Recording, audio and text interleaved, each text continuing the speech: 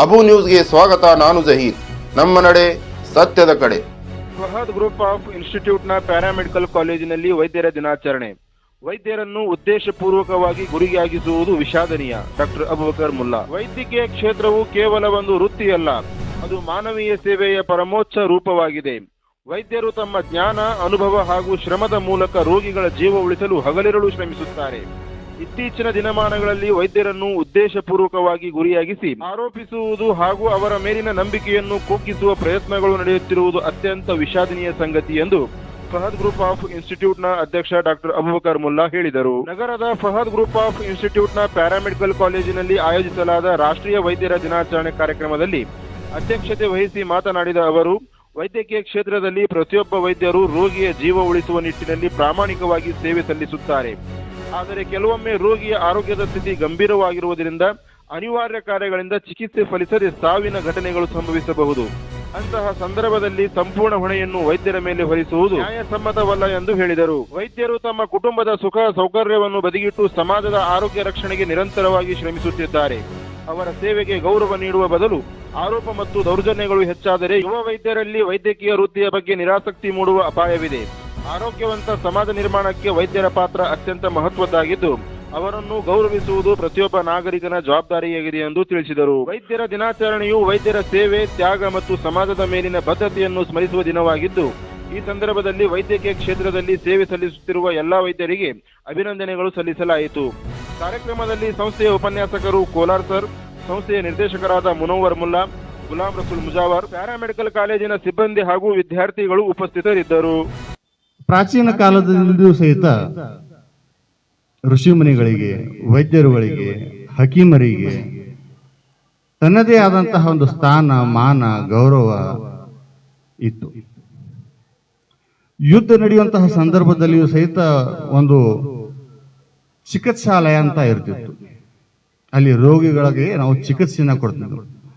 ಅದನ್ನ ನಾವು ಜಾಗೃತಿಯಿಂದ ನೋಡಿ ಆ ಸ್ಥಳ ರೋಗಿಗಳ ಸ್ಥಳ ಅಂತ ಗುರುತಿಸಿ ಆ ಸ್ಥಳದಲ್ಲಿ ನಾವು ಯುದ್ಧವನ್ನ ಮಾಡ್ತಿರ್ಲಿಲ್ಲ. ಆದರೆ ಇತ್ತೀಚಿನ ದಿನಗಳಲ್ಲಿ ವೈದ್ಯರಿಗೆ ಒಂದು ಸಂಶಯ ದೃಷ್ಟಿಯಿಂದ ನೋಡುತ್ತಿರುವುದು, ಅವಮಾನಿಸುವುದು, ಉದ್ದೇಶವನ್ನ ಬೇರೆಯನ್ನ ಇಟ್ಟುಕೊಂಡು ನಾವು ವೈದ್ಯರುಗಳಿಗೆ ಹಿಂಸೆಯನ್ನು ಕೊಡುವಂತಹ ಕೆಲಸವನ್ನ ಸಮಾಜ ಮಾಡ್ತದೆ ಅಂತ ನನ್ನ ತಪ್ಪ ಆಗ್ತದೆ. ಸಮಾಜದ ನೆಪದಲ್ಲಿ ಕೆಲವು ಸಂಘಟನೆಗಳನ್ನ ಮಾರಿ ಹೋದಂತಹ ಸಂಘಟನೆಗಳು ಅಂತ ನಾನು ಹೇಳಿಕೆ ಬಯಸ್ತಾ ಇದ್ದೇನೆ. ಈ ಸಂದರ್ಭದಲ್ಲಿ ಚಿತ್ರಹಿಂಸೆಯನ್ನ ಮಾಡುವುದು, ಅವಮಾನಿಸುವುದು, ಯಾವುದೇ ಒಂದು ರೋಗಿಗಳು ಬಂದಾಗ ಅದಕ್ಕೆ ಸರಿಯಾದಂತಹ ಚಿಕಿತ್ಸೆಯನ್ನ ಸಿಗಲಿಲ್ಲ ಅನ್ನುವಂತಹ ನೆಪ ಒಡ್ಡಿ ಹಣದ ಆಸೆಗೆ ವೈದ್ಯರಿಗೆ ಚಿತ್ರಹಿಂಸೆ ಕೊಡುವಂತಹ ಒಂದು ಪರಿಪಾಠ ಇತ್ತೀಚಿನ ದಿನಗಳಲ್ಲಿ ನಾವು ನೋಡ್ತಾ ಇದ್ದೇವೆ. ಯಾವುದೇ ವೈದ್ಯವೂ ಸಹಿತ ರೋಗಿಗೆ ಚಿಕಿತ್ಸೆಯನ್ನ ಮಾಡುವಂತ ಸಂದರ್ಭದಲ್ಲಿ ಒಂದು ತಪ್ಪ ಕಲ್ಪನೆಯನ್ನ, ತಪ್ಪ ಒಂದು ದೃಷ್ಟಿಯನ್ನ ಇಟ್ಟುಕೊಂಡು, ತಪ್ಪ ಒಂದು ಕಲ್ಪನೆಯನ್ನು ಇಟ್ಟುಕೊಂಡು ಚಿಕಿತ್ಸೆಯನ್ನ ಯಾವುದೇ ವೈದ್ಯ ಮಾಡುವುದಿಲ್ಲ. ಹೀಗಾದರೆ ನಮ್ಮ ದೇಶದಲ್ಲಿ 140 ಕೋಟಿ ಜನಸಂಖ್ಯೆ ಇದೆ. ನಮ್ಮ ಆರೋಗ್ಯ ಕ್ಷೇತ್ರವು ಸಹಿತ ಒಂದು ಸುದೀರ್ಘವಾದಂತಹ ಒಂದು ಸೇವೆಯನ್ನ ಈ ದೇಶದಲ್ಲಿ ಕೊಡ್ತಾ ಇದೆ. ಇಂತಹ ಒಂದು ಸಂದರ್ಭದಲ್ಲಿ ವೈದ್ಯರ ಪ್ರಮಾಣವು ಇನ್ನೂ ಸಾಕಷ್ಟು ವೈದ್ಯರುಗಳು ಸಮಾಜಕ್ಕೆ ಬೇಕಾಗಿದೆ. ಪ್ಯಾರಾಮೆಡಿಕಲ್ ಸ್ಟಾಫ್ ಸಹಿತ ಸಮಾಜಕ್ಕೆ ಬೇಕಾಗಿದೆ. ನರ್ಸಿಂಗ್ ಸ್ಟಾಫ್ ಸಮಾಜಕ್ಕೆ ಬೇಕಾಗಿದೆ. ಫಾರ್ಮಸಿ ಸ್ಟಾಫ್ ಸಮಾಜಕ್ಕೆ ಬೇಕಾಗಿದೆ. ಇದು ಮುಗಿಯದ ಕಥೆ.